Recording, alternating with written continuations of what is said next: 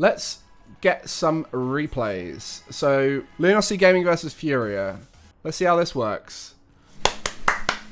Yes, everything works. Hey, let me make myself a bit smaller. Okay, so what was good about this series? It was close. It went to game 5. That's alright, Jasper, don't you worry.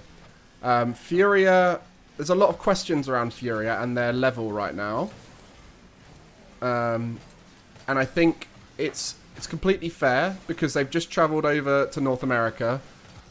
So that's going to give them a bit of a time to readjust, get used to their new living conditions. They probably took a bit of a break while they were moving as well, so they're just trying to get their hours back up. But I am going to watch Yan a little bit. Obviously a very good player. But it is the... their playstyle relies so much on mechanical form. And so if they're all a little bit off, then it's going to throw their game plan off a little bit. There's going to be a lot more mistakes because it's quite hard to do what they do consistently. Okay. I'm going to be honest with you as well. Luminosity Gaming... I only know Lion Blazer's name. I don't know the bubble scene of North America super well. So I might get a little bit of history on these players. Go check out their Wikipedia. Actually, I recognise Kinsey.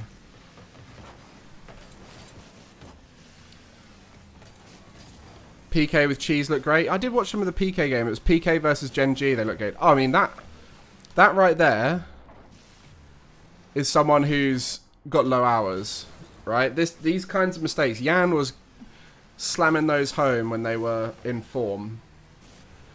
There's also, and I'm not trying to discredit their motivation as well, but with their performance at Gamers 8 and Worlds, like, they have got their lives made for a while now. And I'm not saying it will be the case, but there's quite common that pro players have a bit of a fallout after being successful due to the lack of monetary need to perform, right? Like if for these guys getting loads of money for their family and everything was a factor for them, then maybe now they're not going to put that extra hour in a day that was getting them to that level before, just because of the fact they've got a huge payout from 2 recent tournaments. So yeah, I think what I'm seeing so far from Fury is a lack of form, which is most likely due to taking a good break after a successful end to the last season, a little bit of moving strains and stuff, because it's hard work moving places, and then probably also just lower hours. NRG got perfect swept by, what's the name, like Axel or something? SSG and Optic look great. Team Axel, yeah. Yeah, stuff like this, you know, like... Good touch there. No one following it up, right? Like, they're just... Like, their decision-making just isn't quite right. You know, like this here. Like... That touch is just not quite how Kaio wanted it to go. And, like, they're just not quite as efficient in every aspect of the game. You know, like, why right now is Kaio on low boost in this situation? You can see just a bit of inefficiency here. Like, a little bit of inefficiency here. You know, his last player here used up a lot of boost just to reposition. It's just that kind of thing. Hey, welcome, Pulse. My name is Gregan, ex-RLCS analyst, ex-world champion coach. Oh, I peaked. It's all down here from now. Yeah, I peaked. Yeah, it's little things like this, you know, like... Card right here, good challenge. Lovely decision to go for the ball here and maintain the momentum. At this point, I would have expected him to see that he wasn't getting that boost and just rotate out, but he goes for the bump, which is good. Nice little wall dashes there.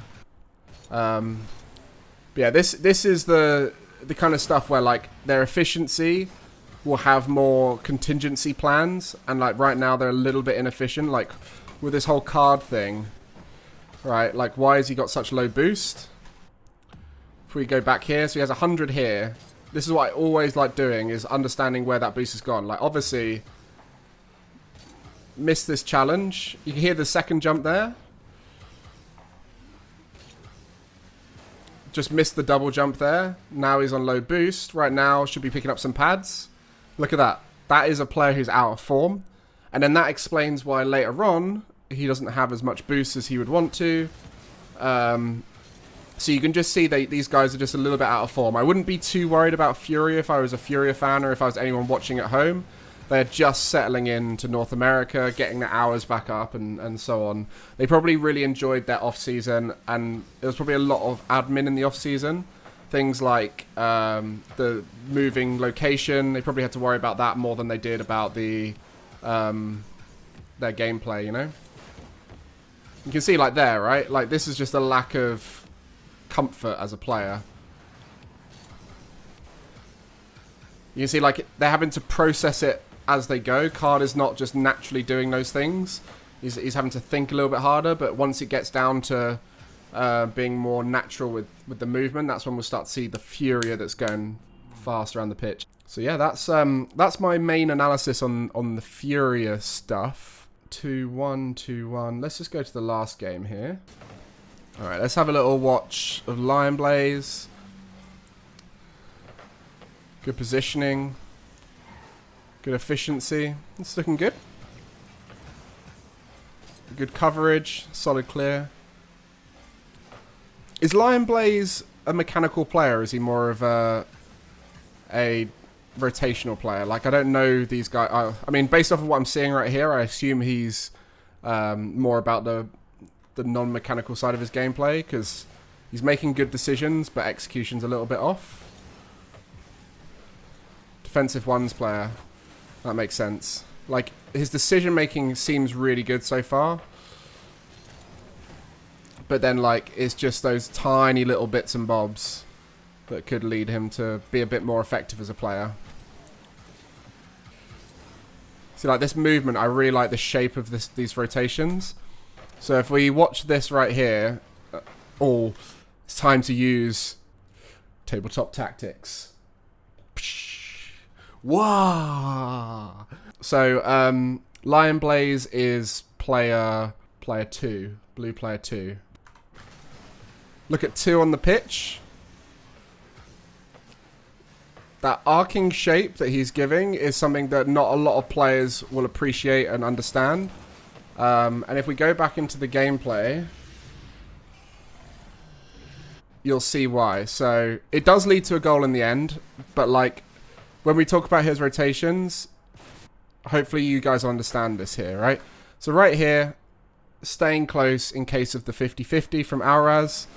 Auraz pre-flips. The moment he pre-flips, you can see Lionblaze understands there's no longer an opportunity to go for the ball, because the 50-50 is going to turn into a lost ball, right?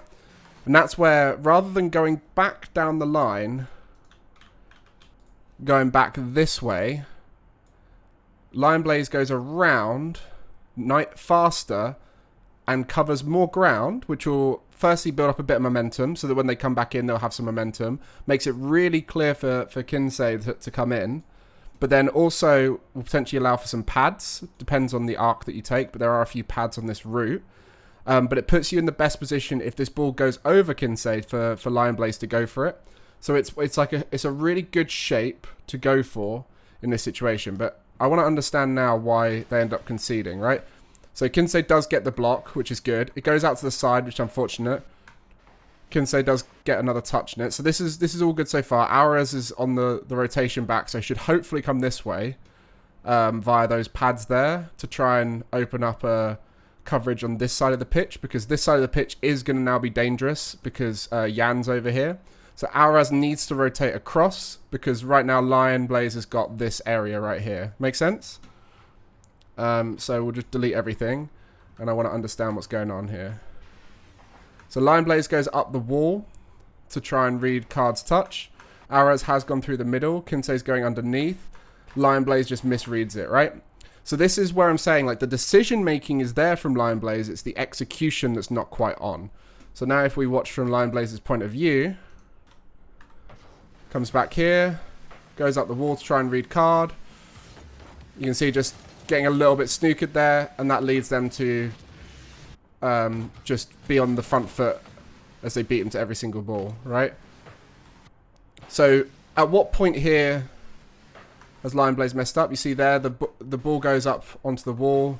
They back off and they just don't get a 50-50 on that at all. Kinsei gets that 100 boost, but again, because of the positioning, right, at this point here, gets that touch. This is the difference between Lionblaze's rotation and Kinsei. Unfortunately, Kinsei can't really do much about this right now because it's underneath it. But you can see how hard it is when you're rotating ball side to get to that ball. And there's no momentum at all. When you rotate that near side, there's no momentum. But that's part of where Lionblaze let himself down. Here. I'd also say Alraz has kind of put them in a really awkward position here with this touch. Because it's left them in a 3v2 for a while, right? And you see how long it took him to come back, which just meant Lionblaze was stuck at the back. So like the combination there of the three of them. So the mistakes here are simply this right here, rushed, right? This should be just turned into a 50-50. By rushing it, Alraz gives away strong possession. Good 50 here. Should just be looking to stay close to that ball there and not give away the free hit. Then takes himself out the play for a while here by going for that boost. And that just means Kinsei and Lionblaze have to try and waste a lot of time. But you can see right here, this is where Kinsei should have just rotated back. And that's where if you take those wide clearing rotations out of the way, it makes it really easy for Alraz to come in here and take that ball away. But instead they all get stacked up near the ball with no momentum, and that's where Furia punish many people, is because they just keep going with speed. So if you haven't got momentum and you're not facing the right direction at the right time, they'll break you down. So yeah, that's just looking at the Luminosity Gaming, right? Like I see they have reasonable decision making at times, but then when it comes down to individual mechanical ability, I think they might struggle to hold their own in some situations, especially if they're, because they seem like they're playing the smart decisions right there. Like Lionblaze was hesitant because they saw that Alraz was taking so long to rotate back. So yeah, I think that's on the days where these guys are feeling it and they're just going confidently and not worried about where their teammates are, I think they'll do a lot better. So I think it's a habit training thing, and that's where like getting used to your teammates, and it's the thing that we'll see with Gen G when we look at their gameplay that they're lacking, is those decisions that work synergistically with their teammates. Yeah, it seems like Kinsei doesn't quite know when he's got a teammate behind him. Like Lionblaze is in a really good position right here, and Kinsei should just be chill, letting him go. So at this point here, go for it, right? And just try and like come in a bit wider but faster. Instead he takes the slower route and narrower. Like in that time there's the ability to cover more ground by going a bit faster.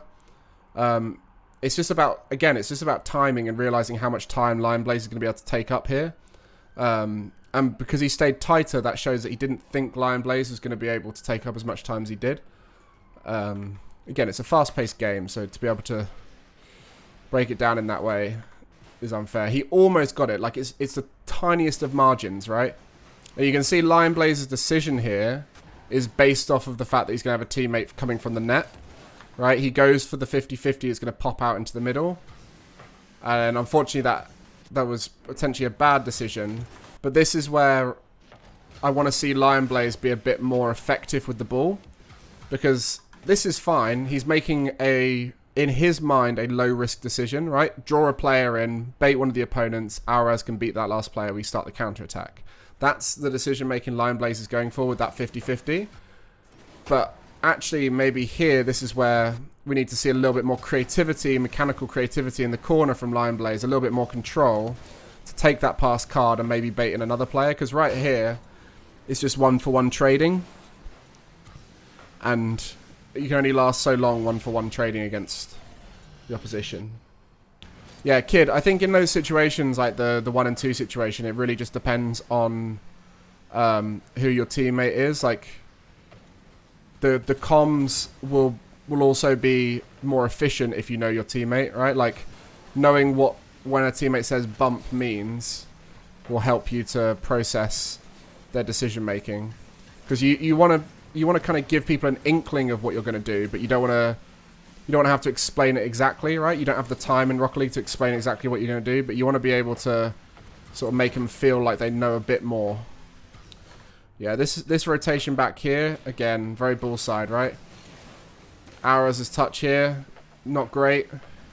Yeah, there's a lot of giving away possession from LG, which I think they need to be a little bit more confident on the ball, it seems, because they're very happy to give the ball away to then play off of the decision making. So it's like very defensive minded, reactive, and trusting the system, which is great, but like it relies a lot on mistakes from your opponents. Whereas you need like here, for example, right? Like Lion Blaze goes up for that, knowing there's a teammate behind him, right? But it's tough because like these situations just need to be won more often, you know? Because then all it takes is what we're seeing here from Yan, which is touch there, take last player out of the situation, and then it's now a favourable situation for Furia that they didn't quite execute on. You see there, that's pretty poor first touch from Kaio. But like, this is the biggest concern I have for LG right now, is that they're not winning enough interactions. Lost interaction, especially as the last teammate that was in the situation there, Kinsey, literally had no boost. So, yeah, that's my big concern for Luminosity right now.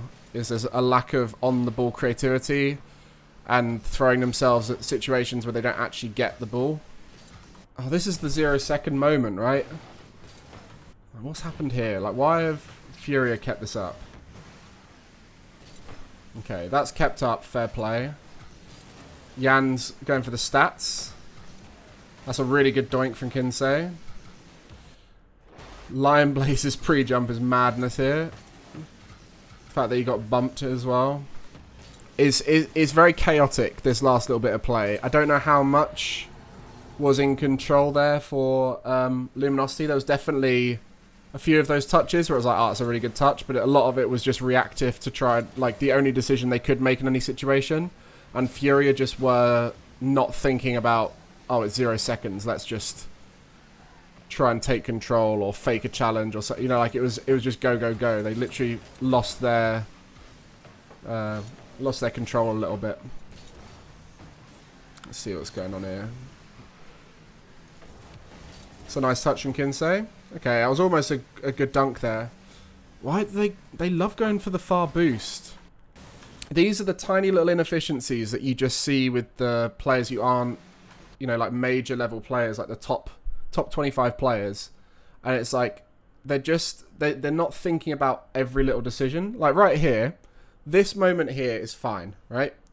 Because there is a world where you follow through, get that boost, play upfield, maybe go for a demo, maybe get a redirect, something like that, right? So this is a fine situation.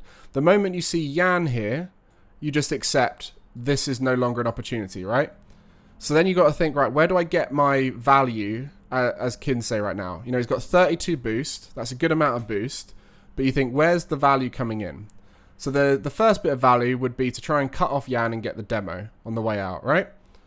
Fair enough. The next bit of value is get back through pads to allow teammates to come forward, right? The sooner you get back, the sooner your teammates can go forward. Or the last decision would be to play through the midfield, so take a slightly wider rotation via pads, maybe get a demo on a rotating out player over there, leaving Yan alone at the back, right? So these are the kinds of decisions that you can go for. The moment Yan gets in front of you, you're screwed as a team potentially, because that means they're in a 3v2 in theory, right? The fact that Kinsey turns on ball cam and continues going for that boost, despite it not being there, and then following Yan out like this, right? It just means that journey back was a lot slower. And so right here, the timing on the ball isn't quite as good. See, that's a better decision right there, you know, like rotating out via the midfield.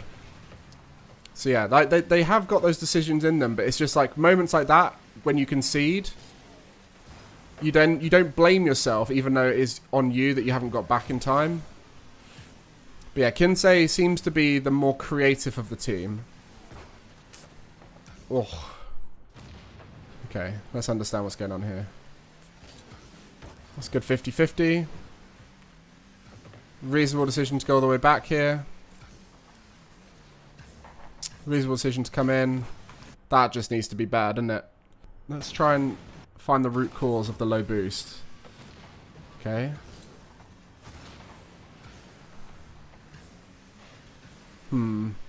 Again, we're talking about efficiency, right? Now, Auraz here, nothing majorly wrong, right, through this period of play. It's just these tiny bits of inefficiency. So right here, just a little bit of a bad decision. It's the right decision to go, but a bad execution because it was a little bit late. Just a slightly slow read on the play. Recovery here. I respect going via this pad here. Respect going for that bump. But ultimately, there needs to be some pad collection at this point to have a little bit more boost. Because a little bit more boost means you rotate back quicker, which means you get the 100 quicker, which means you come back into the play quicker, which means you get to this ball quicker, you have an easier shot, right? This is still a good position to be in, right? Lion Blaze has set up a goal-scoring situation, right? Auraz could have put that top left, top right, etc. But neither of those worked out, right? But I wouldn't pass that to Lion Blaze there. But again, that's what we're talking about, the 2v1 situations, right? Like every team will do that differently based off of how they're feeling. Maybe that's why that happened. Maybe Lion Blaze asked for the pass, and then Auraz got a bit option overwhelmed and decided, oh, I need to pass, or no, I need to shoot, or no, I need to pass, and then just sort of pass shot it towards the net. But like I said, this whole thing, I hate to bring this up again, but this is fine to go for that. You can just see the recovery speed, because of the lack of efficiency, is just a little bit too long. And it's these tiny little things that if they work on, especially when under pressure, because being efficient, because this is game 5 overtime, right? So this is where those little inefficiencies start to come out, and that's where big mistakes happen, especially for less experienced players. But you can just see the lack of boost there led to a slower recovery, and it's literally just like 12 boost extra here and there would lead to a slightly faster recovery speed, right? Anyway, let's carry on. Nice idea. Saved a bit of boost in the tank. Missed a pad, but it's fine. Lion Blaze will go for this. Holding off the positioning, I don't mind that. Got that 100. Like that 50-50 to go back to Kinsey. Just, yeah, you see the hesitation kicking in now. And that will be after that missed shot. There'll definitely be an element of that feeding into their play now. So you see the difference here when Jan has landed out of this play. So first off, admittedly he's just got 100 boost, but you can see how little boost he used through that whole play for what he did. Lands with 20 boost, lands with momentum, rotates back via pads. He missed a pad there because it was taken, to be fair. But you can see right here the accumulation of boost and the efficiency and movement. Like, he hasn't gone and got 100 and he's still able to get up to that ball there, right? So these tiny little factors that we need to see from the up-and-coming players. Especially if they want to be mechanical. There's a lot of players who are mechanical players, but we don't get to see it in high-pressure 3 situations because their efficiency isn't there throughout the rest of the play. So therefore, when they get into the situation where they can be mechanical, they don't quite have the boost for it. Right, I've done that game now. Let's scrub that one off.